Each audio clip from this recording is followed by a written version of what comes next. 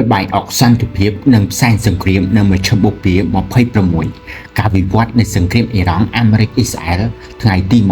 26ថ្ងៃទី26នៃសង្គ្រាមរវាងឱកាសសន្តិភាពនិងការប្រយុទ្ធសួស្តីបងប្អូនទាំងអស់គ្នាថ្ងៃនេះថ្ងៃទី26ខែមីនាឆ្នាំ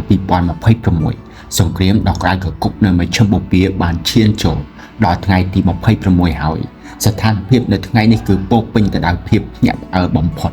ខណៈពេលដែលពិភពលោកកំពុងតាមដានមើលល្បែងអុកនយោបាយដ៏ស្មុគស្មាញរវាងមហាអំណាចអាមេរិកអ៊ីស្រាអែលនិងអ៊ីរ៉ង់តើផ្សែងសង្គ្រាមនឹងរលាយបាត់ឬក៏នឹងកាន់តែខ្មៅងងឹតថ្ងៃនេះយើងនឹងមកពិនិត្យមើលនៅរាល់ការវិវត្តសំខាន់បំផុត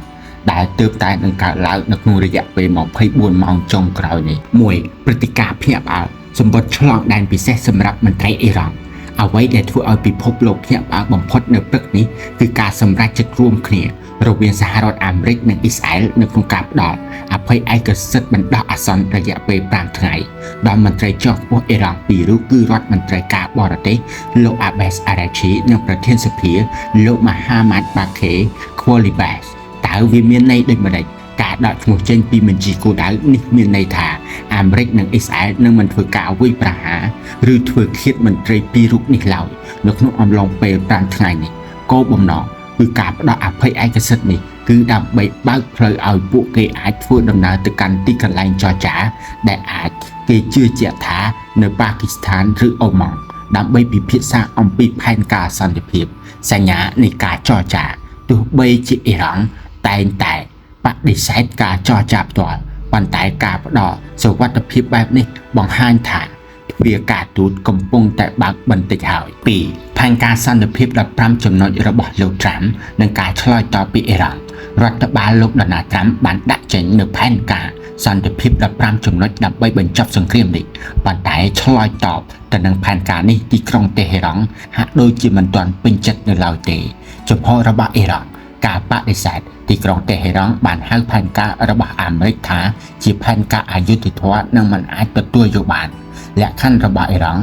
ង់បានដាក់ចេញនៅលក្ខខណ្ឌផ្ទាល់ខ្លួនរួមមានការទាមទារឲ្យអាមេរិកនិងអ៊ីស្រាអែលបង់ប្រាក់សំណងសង្គ្រាមចំពោះការខូចខាតហេដ្ឋារចនាសម្ព័ន្ធនិងការបាត់បង់ជីវិតប្រជាជន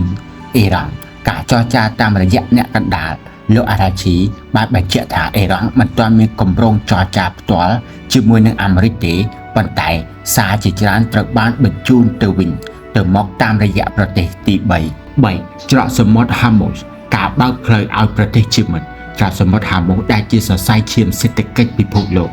នៅតែស្ថិតនៅក្នុងស្ថានភាពតានតឹងប៉ុន្តែមានការប្រែប្រួលខ្លះៗការអនុញ្ញាតពិសេសអ៊ីរ៉ង់បានប្រកាសអនុញ្ញាតឲ្យនាវាដឹកជញ្ជូនពី5ប្រទេសរួមមានប្រទេសឥណ្ឌានិង4ប្រទេសទៀតអាចឆ្លងកាត់ច្រកសមុទ្រនេះបានដោយសុវត្ថិភាពការបិទគប់ទោះជាយ៉ាងណាក៏ដោយសម្រាប់នាវាដែលមកពីប្រទេសសម្ព័ន្ធមិត្តអាមេរិកនិងអ៊ីស្រាអែលនៅតែត្រូវបានហាមឃាត់ដដែលស្ថិតនៅគ្រោះថ្នាក់របាយការណ៍ពីអង្គការសមុទ្រអន្តរជាតិ IMO បានបង្ហាញថាចាប់តាំងពីដើមខែមីនាមកមានការវាយប្រហារលើនាវាដឹកជញ្ជូនចំនួន18លើកហើយនៅក្នុងតំបន់នេះ4ស្ថានភាពសមរភូមិពីទីក្រុងតេហេរ៉ង់ដល់ទន្លេលីតានីខណៈដែលអ្នកនយោបាយជជែកគ្នាគ្រាប់កំភ្លើងនៅតែបន្តផ្ទុះនៅប្រទេសអ៊ីរ៉ង់ការវាយប្រហារលើទីក្រុងតេហេរ៉ង់កាលពីម្សិលមិញការវាយប្រហារតាមអាកាសរបស់អ៊ីស្រាអែលនៅភាគខាងត្បូងទីក្រុងតេហេរ៉ង់បានបណ្ដាលឲ្យមនុស្ស12នាក់បាត់បង់អ៊ីស្រាអែលបានអះអាងថាខ្លួនបានកំទេចឃ្លាំងអាវុធសម្ងាត់របស់កងឆ្មាំបដិវត្តអ៊ីរ៉ង់ការសងសឹករបស់អ៊ីរ៉ង់ក៏បានបាញ់មីស៊ីលសងសឹកទៅទីក្រុងតេលអាវីវវិញផងដែរដែលបង្កឲ្យមានការខូចខាតអគារមួយចំនួននិងធ្វើឲ្យប្រជាជនអ៊ីស្រាអែលរាប់លាននាក់ត្រូវរត់ចូលលេនឋាននៅប្រទេសលីបង់យុទ្ធសាស្ត្រទន្លេលីតានីកងទ័ពជើងគោកអ៊ីស្រាអែលកំពុងបង្កើនប្រតិបត្តិការយ៉ាងខ្លាំងក្លានៅភាគខាងត្បូងលីបង់គោលដៅរបស់ពួកគេគឺគ្រប់គ្រងទឹកដី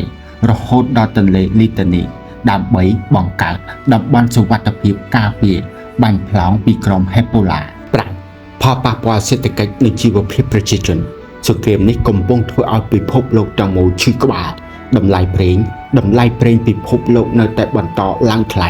ដែលធ្វើឲ្យទំនិញគ្រប់មុខឡើងថ្លៃតាមវិបត្តិមនុស្សធម៌នៅអ៊ីរ៉ង់ប្រជាជនកំពុងជួបប្រទះ នឹងការដាច់ចរន្តអគ្គិសនីនិងកង្វះខាតស្បៀងអាហារនៅក្នុងតំបន់មួយចំនួនដោយសារការបិទគប់សេដ្ឋកិច្ចនិងការវាយប្រហារលើហេដ្ឋារចនាសម្ព័ន្ធ6តើនឹងមានអ្វីកើតឡើងនៅក្នុងរយៈពេល48ម៉ោងខាងមុខអ្នកជំនាញបានព្យាករណ៍នៅសេណារីយ៉ូចំនួន2មួយសេណារីយ៉ូសន្តិភាពប្រសិនបើមន្ត្រីអ៊ីរ៉ង់ដែលទទួលបានអភ័យឯកសិទ្ធិជួបព្រមទៅចរចានិងមានការព្រមព្រៀងគ្នាលើចំណុចសំខាន់ៗយើងនឹងអាចឃើញការឈប់បាញ់បណ្ដោះអាសន្ននៅក្នុងពេលឆាប់ៗពីសេណារីយ៉ូសង្គ្រាមធំប្រសិនបើការចរចាបរាជ័យហើយអសានវត្ត5ថ្ងៃរបស់លោកត្រាំផុតកំណត់អាមេរិកនឹងបើកការវាយប្រហារទ្រង់ទ្រាយធំដែលមិនធ្លាប់មានពីមុនមកទៅលើរោងចក្រថាមពលនិងទីតាំងនុយក្លេអ៊ែររបស់អ៊ីរ៉ង់បងប្អូនជាទីគោរពថ្ងៃទី26ខែមីនាឆ្នាំ2026គឺជាថ្ងៃដែលពិភពលោកស្ថិតនៅចន្លោះមាត់ជ្រោះនៃសង្គ្រាមនិងពន្លឺនៃសន្តិភាពការផ្ដល់អភ័យឯកសិទ្ធិដល់មន្ត្រីអ៊ីរ៉ង់គឺជាសញ្ញាវិជ្ជមានមួយប៉ុន្តែការបន្តវាយប្រហារគ្នានៅលើសមរភូមិក៏ជាការរំលឹកថាសន្តិភាពមិនមែនជារឿងងាយស្រួលនោះទេ